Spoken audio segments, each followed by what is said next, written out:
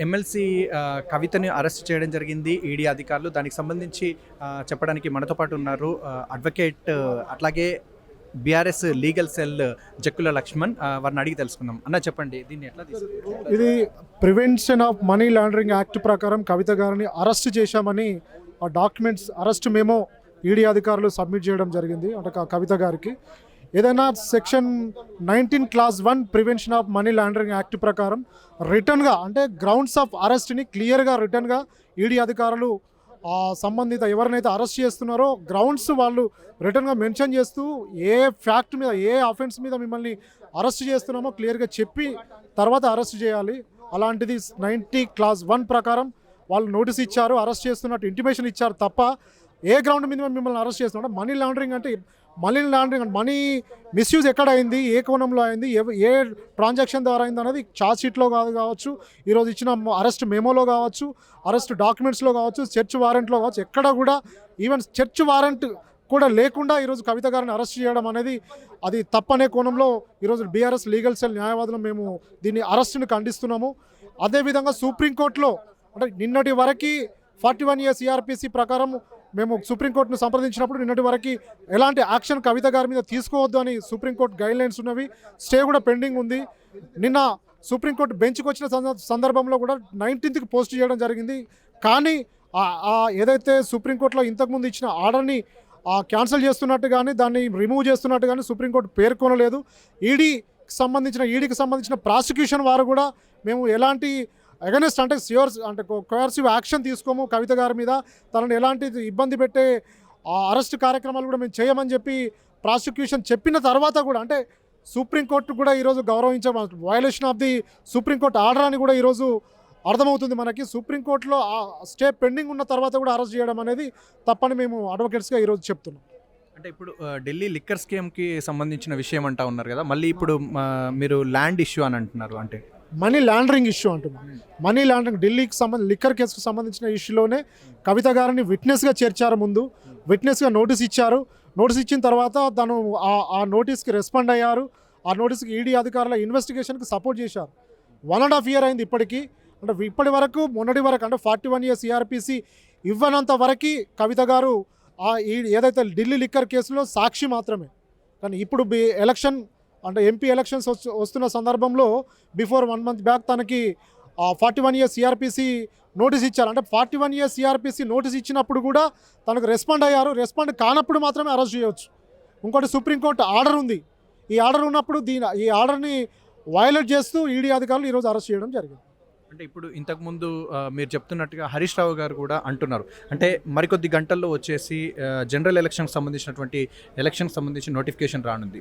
అంటే ఇది పక్కా ప్లాన్ ప్రకారమే చేశారని చెప్పి చెప్తా ఉన్నారు. దీని గురించి ఏమంటారు? ఇక్కడ మనం ఒకటి గమనించాలా, టీఆర్ఎస్ అధికారంలో ఉన్నప్పుడు తన సాక్షి, అధికారం పోయిన తర్వాత ఈరోజు అక్యూజ్డ్. అంటే నిజంగా తను మనీ లాండరింగ్లో అంటే ఏదైతే ఢిల్లీ లిక్కర్ కేసులో ఇన్వాల్వ్ అయినప్పుడు ముద్దాయిగా చేర్చకుండా basing on accused statement base చేసుకుని ఓన్లీ ఇయర్స్ ఎవిడెన్స్. అంటే లిక్కర్ కేసులో ఛార్జ్షీట్ను మనం గమనించినట్టయితే, ఛార్జ్షీట్ను మనం స్టడీ చేసినట్టయితే అక్కడ ఉన్న వివరాలు, అక్కడ ఉన్న ఇన్వెస్టిగేషన్ అధికారులు పొందుపరిచిన ఛార్జ్షీట్లో ఎక్కడ కూడా కవిత గారు డైరెక్ట్ ఎవిడెన్స్ లేదు, మెటీరియల్ ఎవిడెన్స్ కూడా లేదు. కవిత గారు ఈడీ అధికారులకు సబ్మిట్ చేసిన ఫోన్లలో కూడా ఎక్కడ మెటీరియల్ ఎవిడెన్స్ని మేము కలెక్ట్ చేసినట్టు కూడా ఎక్కడ ఈడీ అధికారులు వాళ్ళు ఛార్జ్షీట్లో పొందుపరచలేదు. అంటే ఓన్లీ బేసింగ్ ఆన్ ఇయర్సే ఎవిడెన్స్ బేస్ చేసుకొని కవిత గారిని అరెస్ట్ చేయడం జరిగింది. అంటే ఇప్పుడు హరీష్ రావు గారు ఇంత ప్రెస్ మీట్లో అన్నారు ఏంటంటే శుక్రవారం పూట మధ్యాహ్నం వచ్చినప్పుడు వాళ్ళు ఫస్ట్ జస్ట్ సర్చింగ్ అన్నట్టు అన్నారు, తర్వాత సడన్గా వచ్చేసి మేము ఇప్పుడు అరెస్ట్ చేస్తున్నాము అన్నట్లుగా ఇన్ఫర్మేషన్ ఇచ్చారు అంటున్నారు. అంటే మళ్ళీ ఈరోజు శుక్రవారం, మళ్ళీ రేపు సాటర్డే ఉంది, ఎల్లుండి సండే ఉంది. అంటే దీన్ని ఎట్లా చూడొచ్చు? అయితే ఇక్కడ ప్లాన్డ్గా అంటే శుక్రవారం రాత్రి తనను అంటే 5:20కి అరెస్ట్ చేసినట్టు చూపించారు. 2:30కి వాళ్ళు కవిత గారు ఇంటి వద్దకు వచ్చారు. అంటే అప్పుడు అరెస్ట్ చేయకుండా వాళ్ళు టైం ల్యాబ్స్ చేశారు. ఇక్కడ 1.5 hour 2 hours ల్యాబ్స్ చేస్తూ అంటే మహిళని 5:20 తర్వాత 6 తర్వాత అరెస్ట్ చేయొద్దు, ఆ గైడ్లైన్స్ ఉన్నవి, CRPC ప్రొవిజన్ ఉంది, చేయొద్దు అనే కారణంతో బిఫోర్ అరెస్ట్ చేసినట్టు చూపించి తనను ఈరోజు తీసుకెళ్ళి అంటే సాటర్డే సండే హాలిడేస్ ఉన్నవి, దీన్ని మనం హౌస్ మోషన్ కూడా మూవ్ చేయొచ్చు. అంటే సుప్రీంకోర్టులో ట్యూస్డే ఆర్గ్యుమెంట్స్ వస్తున్న సందర్భంలో అంటే సుప్రీంకోర్టులో స్టే పెండింగ్ ఉన్న సందర్భంలో అరెస్ట్ చేయడం అనేది తప్పనే కోణంలో కూడా హౌస్ మోషన్ మూవ్ చేసే అవకాశాలు కూడా ఉంటాయి. అంటే ఇప్పుడు ఎట్లా ఇప్పుడు ఢిల్లీ తీసుకెళ్ళిన తర్వాత ఏ విధంగా అంటే కస్టడీలో ఉంచుతారా తనని ఎట్లా?